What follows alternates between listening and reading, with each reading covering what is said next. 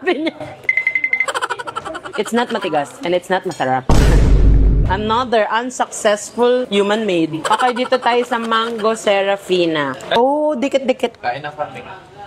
Kain na rin. Maharap. Sarap itapon. Pastillas na mangga.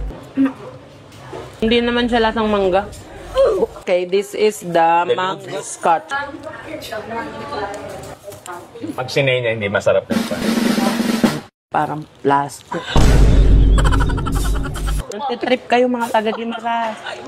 Yung kinakagat ko sa Nanununtok sa loob. Ay, nagdami nyo dyan. Walang masarap ni isa sa inyo. Mango. Hindi siya super tamis like they said. Hindi sa powder. Hindi. Ano? Pero hindi siya super tamis, di ba? Ay, Ba't masarap? Yes, mo mangga. Prutas talaga. Prutas talaga. Mango shake. The best. Hindi pa the best yan. May mas masarap pa dyan. Guys, pag pupunta kayo ng Gimaras or mapupunta kayo sa pit stop, di ko alam kung may iba pang brand. Siguro wag ito.